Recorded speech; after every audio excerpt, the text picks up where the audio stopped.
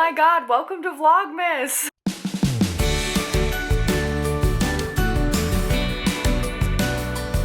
So I have officially decided and committed to Vlogmas, and then I have something really fun for the 12 days leading up to Christmas. I'm honestly so excited about it. So during that time, you will be seeing 2 videos a day, but for the month of December, you'll be seeing a video every single day from yours truly. We do things a little bit different in this house for the holidays, so we do have an early December birthday, and we typically won't start decorating until after that time, but this year I think we're gonna start doing little things around the house just because we can, and we have a house now, and it's so exciting. And then of course, the elf on the shelf is gonna come back at some point. I'm not 100% sure when, but it'll be really exciting to see her, and I wonder if she is going to be bringing a friend or sibling for Raylan's little brother. But for today, I have a lot of rehab to do on some plants because I traveled full-time with quite a few of them. This is a newer one. Needs a little bit of love, so we're gonna go get to that. This vine actually broke off of my Scindapsus today, but at the point that it broke off of, I don't know if you guys can see this, there's no green at all inside. So this vine was already going to die. It just kind of broke off at a perfect time for me to be able to see it so that I can fix the issue. We're gonna go through how I do this, and I'm gonna kind of explain how I propagate things. So this is where it broke off. This right here is a node. So this is somewhere where roots and or a leaf will come out of. Another node right here, another node right here, and then we have the leaf. So I'm going to cut just below this node so that this can push out a root, but this won't rot in the water or propagation box or whatever it is that I'm using. So that's there to push out a root for the rest of the vine. This leaf right here, not super healthy, looking pretty sad. The edge is already curled and browning, so I'm gonna pop this leaf off. And then this whole part right here, cutting below where that was, this will be one propagation that I will root, and this will be one plant. This is where the end was cut. This is where I removed that leaf. I'm gonna go ahead, cut right above that node.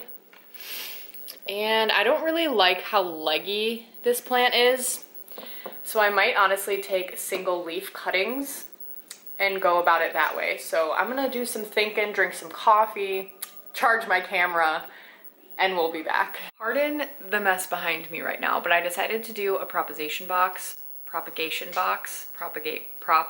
I decided to do a prop box. I decided on the single leaf cuttings because all the leaves didn't really look that healthy. They were all already curled, which tells me that they were really dehydrated and needed a lot of water. So I decided to just go ahead and take the single cuttings and put them in a prop box so that there was more humidity and a little bit more of a chance that they would survive. I have had more success with prop boxes than I have with regular water propagation. Why can't I say that word today? But I do have a water propagation over there right now. I think that one will be okay though, but even if it starts to not look as healthy, I can just throw it in the prop box with this other plant and everything will be perfectly fine. To make a prop box, you just need some sort of a box that is clear. I typically do these upside down so that more light can come in the top of the box, but I just didn't have that ability, which is fine. This is gonna be perfectly fine. This was like $1 at the hardware store, I think. You can also find them at the dollar store. All I did was put a little bit of perlite in the bottom and made sure that it was really moist. I didn't want any excess water in the bottom of the box though, because that can lead to rotting and different issues.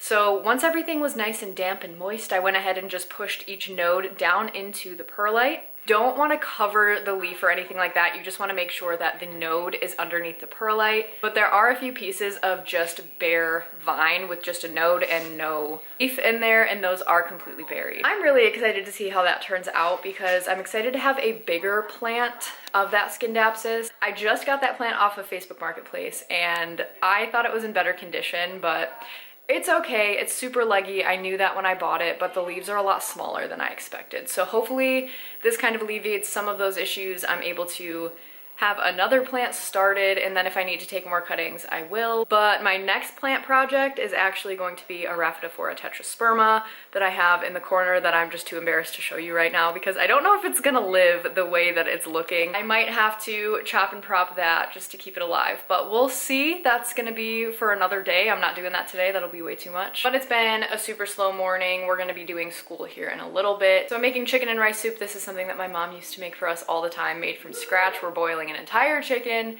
It's gonna be so good. I can't wait. I do realize that this is quite a bit of an awkward transition, but this was my self-care for the day.